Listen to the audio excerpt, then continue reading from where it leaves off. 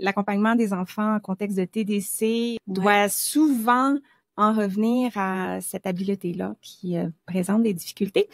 Mais avant l'enregistrement, tu me disais que ça touchait l'apprentissage du découpage des formes complexes. Mais étant ergothérapeute, j'imagine qu'il va y avoir une séquence, des étapes et que tout ça va partir là, du début de la ligne droite? Absolument. Donc, on commence avec la ligne droite. C'est comme ça qu'on installe la base de ma stratégie. OK. Alors, c'est là qu'on va parler de s'assurer que l'enfant tient bien son ciseau, de la main dominante. Je vais parler de l'ouverture, la fermeture des lames, le rôle distinct, le rôle respectif de chacune des mains. Donc, on installe vraiment la base avec la ligne droite. Si ça, c'est pas installé, je peux pas poursuivre avec ma stratégie. OK, parfait. Et si ça va bien, l'enfant va pouvoir poursuivre jusqu'aux formes complexes. C'est quoi déjà une forme complexe quand on fait le découpage? Ben, une forme complexe, c'est une forme qui nécessite des changements de direction qu'on dit graduels, contrairement à des changements de direction ponctuels. Donc, par exemple, quand on veut découper un carré, on va découper en ligne droite, on a besoin de tourner pour continuer à faire le deuxième segment là, du carré. Tandis qu'une forme complexe, va nécessiter des changements de direction doucement parce qu'il y a des courbes, il y a des changements de direction justement. Donc, c'est ce qu'on appelle une forme complexe. À des moments non prévisibles non plus, parce que le coin du carré, on sait qu'on arrive là, qu'on peut appliquer une stratégie qu'on a peut-être apprise pour tourner. Tandis que dans le graduel, il faut inférer quand est-ce qu'il faut tourner le papier. Oui, il faut s'ajuster au fur et à mesure. Donc, on parle de courbes, on parle de cercles, on parle de formes. Ensuite vont venir les formes irrégulières. Donc, on ajoute encore une complexité là, dans le découpage. Là, je vais te poser une question que je sens que je pose à quasi toutes les ergothérapeutes dans tous les épisodes, qui est l'analyse de l'activité, qui est qu'est-ce que ça prend pour faire cette action-là de découper une forme complexe. Donc, c'est la minute analyse de l'activité. Oui, notre spécialité quand on est ergothérapeute. Donc, ce que ça prend, c'est sûr que l'enfant doit avoir une dominance qui est établie. Il faut qu'il sache s'il est plus compétent pour découper de la main droite ou de la main gauche. Ensuite de ça, ça prend une main qui a une bonne musculature. Ça prend bien sûr un enfant dont la dominance est déjà établie, donc un enfant qui sait s'il va être meilleur pour découper de la main droite ou de la main gauche. Ça prend surtout de bonnes capacités motrices, globales et fines. Ce que ça veut dire, c'est que, entre autres, l'enfant doit avoir une musculature qui lui permet d'ouvrir et de fermer les lames du ciseau. Donc, je parle de la musculature de la main. Il doit avoir une bonne dissociation des arches de la main, des segments des doigts, et doit être capable aussi idéalement de placer l'avant-bras en prosupination. Il y a des concepts spatiaux aussi qui doivent être pris en compte dans le découpage. Il doit avoir une bonne, surtout, ce qui fait défaut souvent, une bonne coordination bimanuelle. Il doit être capable de planifier puis de coordonner ses gestes moteurs durant le découpage. Et à part le volet physique, on vient ajouter tout le volet cognitif. Donc, être capable de suivre les étapes d'une activité, en l'occurrence ça, comme exemple, et tout le volet affectif aussi associé au découpage. Mais justement, dans un contexte de trouble développemental de la coordination, je peux voir que c'est quand même complexe de découper des formes complexes. Et je me souviens dans l'épisode sur les lacets, on s'était demandé, c'est-tu si important que ça d'apprendre à faire des lacets dans la société d'aujourd'hui? Peut-on mettre nos ressources motrices sur d'autres choses? Je te ramène la même question avec le découpage. Est-ce que ce loisir-là est essentiel pour un enfant qui travaille déjà très fort pour d'autres habiletés dans sa vie de tous les jours, comme dessiner pour éventuellement écrire ou s'habiller ou... C'est certain que dit comme ça, on pourrait penser que c'est pas important de découper. Parce que c'est vrai, effectivement, dans la vie de tous les jours, on n'a pas nécessairement à utiliser des ciseaux. Il y en a qui en utilisent jamais, sauf que quand on est un enfant, qu'on a des cours en arts plastiques, qu'on réalise des projets, puis que notre projet à nous, là, ben il y a vraiment une grosse différence au niveau de la qualité versus les autres projets. Ça vient jouer aussi sur l'estime de soi de l'enfant, sa confiance en lui, tout ça. L'enseignant est obligé souvent de compenser, de faire à la place de. Alors, dans un premier temps, ça serait ma réponse. Dans un deuxième temps, ce que j'aime avec le découpage, c'est que c'est une activité significative qui vient aider l'enfant à développer des compétences motrices. Et c'est ça, la coordination des membres supérieurs. Oui. On en a besoin partout dans notre vie. Oui. Donc, pour attraper un ballon, pour se coiffer, etc. Attacher les souliers avec une boucle. C'est ça. Donc, finalement, on vient utiliser cette activité-là qui est significative pour l'enfant. Pour atteindre un objectif, puis voilà. Ben, merci du rappel. À quel âge l'enfant a-t-il suffisamment de base dans son corps pour débuter le découpage et particulièrement acquérir la capacité de développer des formes complexes? Je dirais que ce serait autour de 5-6 ans. Alors, c'est certain qu'il faut qu'il ait acquis d'autres compétences motrices pour arriver à découper les formes complexes. Puis, je vous réfère à l'excellent podcast de Josiane, le podcast numéro 2, oui. Sur Bouger pour grandir, bien sûr, qui traite des phases d'apprentissage du découpage. Donc là, vraiment, on commence du tout début, là, autour de 18 mois. Oui, de l'intérêt, oui, décoder l'outil, expérimenter et ensuite s'en aller vers le perfectionnement, donc acquérir de la précision et de la vitesse, ce qui est nécessaire pour les formes complexes. Tout à fait. Alors, toi, ta stratégie, je l'ai découverte tout à l'heure et c'est clair qu'elle peut être utile pour tous les enfants, mais elle est particulièrement accessible pour un enfant avec un TDC. Peux-tu me dire ce qui est difficile au découpage pour un jeune avec un trouble de la coordination? Oui, tout comme pour la boucle du soulier, le découpage des formes complexes, ça nécessite justement plusieurs gestes moteurs qui doivent être additionnés les uns aux autres pour arriver à faire un découpage qui est satisfaisant pour l'âge chronologique de l'enfant finalement, en comparaison des pairs. Donc, c'est une activité qui est difficile, qui est très difficile au niveau moteur et l'enfant doit automatiser chacun des gestes. Donc, comment je me place, comment je tiens mes ciseaux, comment je place mes bras, où est-ce que j'oriente la pointe de mon ciseau, comment je fais pour ouvrir, fermer mes lames, moi je m'en vais vers où. Tu sais, c'est juste des petits exemples pour montrer à quel point c'est difficile. Et souvent, les enfants qui ont un TDC vont aussi avoir un TDAH avec des fois de l'impulsivité. Alors ça pose un défi supplémentaire pour apprendre cette activité-là. Alors ça exige vraiment un grand investissement de la part un grand investissement, puis un grand engagement de la part de l'enfant. Je vois combien c'est pertinent ce que tu décris au niveau de l'automatisation des gestes parce que quand on découpe, il y a beaucoup de coordination œil-main, donc il faut que je suive la ligne. Il faut que j'anticipe s'il va avoir je vais avoir besoin de tourner le papier et tout ça. Donc, pour rester concentré sur cette partie-là de l'activité, ouvrir, fermer les ciseaux, ça devrait être automatique. Oui, c'est ça, mais ça devient difficile. C'est un défi pour les enfants qui ont, entre autres, un TDC, mais c'est aussi difficile pour un enfant qui a une autre condition, syndrome de la Tourette, trouble du langage, TSA. Donc, c'est une activité difficile pour ces personnes-là aussi. Ben, on est vraiment content que tu viennes nous partager une stratégie sur ce sujet-là aussi. Tes stratégies sont toujours créatives et ils ont toujours des noms aussi créatifs que celle-ci. Comment s'appelle cette stratégie-là? Je l'ai nommée les spirales ergo. Tu découvres le nom, là, live. Oui!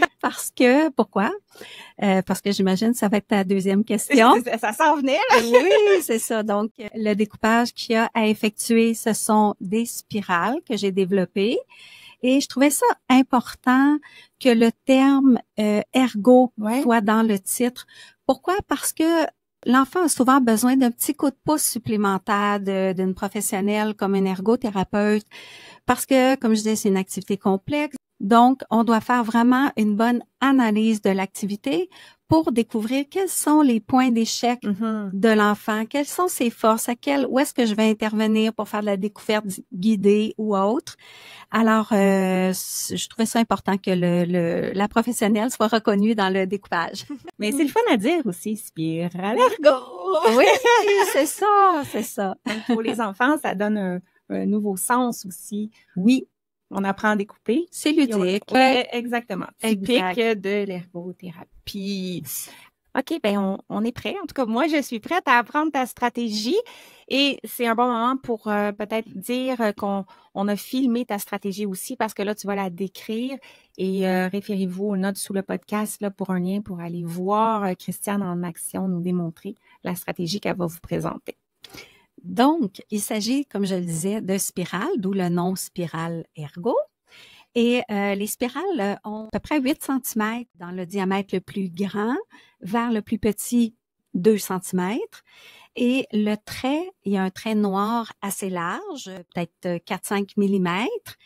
Et à côté de ce trait-là, j'ai fait des traits de crayon de couleurs différentes de 4 cm de long qui changent à chaque 4 cm. Donc, on commence avec une couleur, premier 4 cm, couleur suivante 4 cm, etc. jusqu'à la fin de la spirale. Donc, c'est des indices visuels pour l'enfant. Et pourquoi c'est là, ça, ce 4 cm-là? Parce que j'ai testé avec un petit ciseau pour enfants. Et quand on ouvre les lames assez grands et qu'on les referme en une seule fois, c'est ça le gros de la stratégie aussi, et qu'on guide le papier en effectuant une flexion du poignet de la main non dominante, en même temps que l'enfant referme en une seule fois les lames du ciseau. On arrive à la fin de la couleur, mais on ne referme pas les lames jusqu'au bout. Donc, ça a tout été pensé. Pourquoi? Ben, aucun doute. Parce que ça permet de tenir le papier, hein, c'est le petit bout de lame qui tient le papier, pendant que la main non dominante se replace tout près du ciseau pour ensuite rouvrir les lames à environ 50 degrés, ouvrir grand, sans exagérer, et reprendre la deuxième couleur jusqu'à la fin de la deuxième couleur, et on continue ainsi de suite. Fait qu'on comprendra que ça fait une activité qui est graduée en soi parce qu'on commence avec l'extérieur, le plus grand diamètre de la spirale, et plus on avance dans le découpage, plus on arrive vers l'intérieur. Donc, il faut que la main non dominante varie aussi le mouvement pour donner assez vite à manger aux lames du ciseau. Oui. Alors voilà, puis évidemment qu'il y a des spirales ergo pour droitier, parce que le droitier va découper dans le sens anti-horaire, et j'ai aussi mes spirales ergo pour gaucher. Donc, quand tu dis j'ai mis, c'est que tu nous partages un document PDF qu'on peut imprimer pour exercer ta stratégie, c'est ça? Exactement, c'est ça. Donc, sur le document PDF, il y a 4 spirales pour les droitiers, puis 4 pour les gauchers. Alors, on imprime ça, puis après ça, on peut découper juste un carré autour de chacune des spirales. On en fait des petites piles, et l'enfant peut choisir la couleur qui lui convient, qui l'appelle. Ça, c'est le fun, ça lui donne du contrôle. Puis, bien sûr, si c'est une ergothérapeute qui est à l'écoute, ben moi, je trouve ça important de toujours impliquer le parent dans les activités qu'on propose à l'enfant, parce que le parent est le meilleur coach pour son enfant. C'est lui qui va poursuivre les activités à la maison. C'est notre meilleur allié avec notre petit notre petit enfant. Et donc, c'est important de le faire vivre aux parents. Donc, lui ou elle prennent le ciseau, découpe, et puis expérimente cette stratégie-là. Alors, une stratégie qui est vraiment intéressante à utiliser lorsqu'on est un intervenant qui accompagne un enfant avec un TDC ou d'autres défis, mais aussi, je pense qu'en classe, au préscolaire, on est en 5 et 6 ans, et c'est tout à fait intéressant de explicitement montrer cette stratégie-là aux enfants lorsqu'ils arrivent aux formes complexes. Tout à fait. Puis, même avant que l'enfant commence, par exemple, la maternelle, hein, on est dans les prérequis scolaires, Donc, quand je parlais tout à l'heure de la base, les lignes droites, ben on peut aborder ça avec ma stratégie spirale ergo aussi, dans le sens que on ouvre grand les lames, on les referme en une seule fois pour éviter de faire des hauts fermes qui vont conduire à des encoches, des coups de ciseaux, pas capable de se replacer à la bonne place, s'aligne pas avec la ligne noire pour découper. Donc, on peut dès lors l'appliquer. Donc, ça serait bon aussi pour les éducatrices là, en CPE. Mais si on est en CPE avec les plus jeunes et qu'on n'est pas prêt, dans le fond, pour la spirale, on peut-tu faire ligne droite ergo? Donc, mettre la couleur puis appliquer le même principe? Absolument. Okay. Ça se fait très, très bien. OK. C'est tout. Tu me demandes quelque chose à ajouter, je pense, puis bye-bye. Ou c'est trop court? Non. OK. Non, c'est correct. Oui. J'ai assez d'épisodes qui ont genre 90 minutes. Oui, c'est ça. Bon. OK. Ben, c'est simple, c'est accessible, c'est amusant, c'est efficace. Il reste quelque chose à ajouter? Ben, ce que j'ajouterais, puis qui est un petit peu mon dada, j'y reviens souvent, c'est que l'enfant doit avoir du plaisir dans l'occupation, dans l'activité qu'on lui présente. Il faut que ça ait du sens dans sa tête, vraiment, pour qu'il désire aborder ça avec nous en thérapie, puis ensuite à la maison. Alors, si l'enfant, là, je vais vraiment m'adresser à l'ergothérapeute, si le découpage figure parmi les objectifs spécifiques du plan d'intervention, et puis qu'au fil des semaines, on se rend compte que c'est difficile à acquérir pour l'enfant, il parvient pas, on sent qu'il est à minimum une de se décourager, mais que, par ailleurs, c'est un enfant qui aime découper, dont le parent va dire Jonathan est tout le temps en train de découper, il prend n'importe quoi, des circulaires, il découpe ça, puis après ça, il colle ça. Ben, ça m'est arrivé quand même à quelques reprises de dire, savez-vous quoi? Je pense qu'on va abandonner l'objectif du découpage parce que moi, je veux pas enlever le plaisir à votre enfant. Il est pas prêt. C'est comme le vélo à 2 roues. Des fois, il est juste pas prêt, il est trop guidé par la peur. Donc, je trouve que c'est important parce qu'on veut qu'il reste dans le plaisir, puis après, ben, on sera toujours temps de l'aborder. Oui, mais de là, de garder en tête les phases d'apprentissage du découpage. Donc, si l'enfant, son intérêt est encore incertain ou variable, ben, on reste à cette phase-là ou la phase d'expérimentation qui est l'utilisation libre avec des objets, des papiers, mais sans ligne, sans objectif précis à accomplir. Sans objectif de rendement. De rendement. De découper exactement sur la ligne, pas trop déborder, tout ça.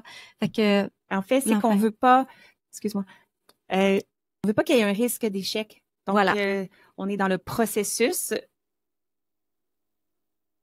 Donc, ce qu'on veut éviter, c'est que l'enfant ait la capacité de se mesurer puis de dire j'ai échoué ou j'ai réussi. Donc, que ça soit purement le plaisir. Par exemple, je découpe dans les circulaires ou des bâtonnets de fromage. C'est réussi avec un coup de ciseau et il n'y a pas de... Oui, on veut que ça reste déviation. Agréable. Ouais. C'est ça, tout à fait. Ça, c'est soucier de la performance. Ben super, j'ai adoré l'épisode. J'espère que toi aussi à l'écoute, c'était court. Si tu veux continuer à écouter Bouger pour grandir, je te propose soit l'épisode numéro 2 sur le sujet du découpage ou l'épisode numéro 49, stratégie de Christiane, sur l'apprentissage des boucles de souliers ou même pourquoi pas l'épisode 20 sur l'apprentissage du clavier, toujours avec Christiane Lacroix. Bye! Bye! Merci, Josiane. Merci d'avoir écouté et à bientôt pour notre prochain épisode. Mais si tu ne l'as pas encore, n'oublie pas d'aller télécharger mon guide du développement moteur des enfants de 0 à 8 ans. Concrètement, les jalons de motricité globale et de motricité fine, étape par étape, âge par âge. C'est sur mon site josianecaroncentre.com/guide. Et sur ce, on se laisse et on se retrouve très, très, très bientôt pour continuer à parler de motricité et d'ergo. Bye!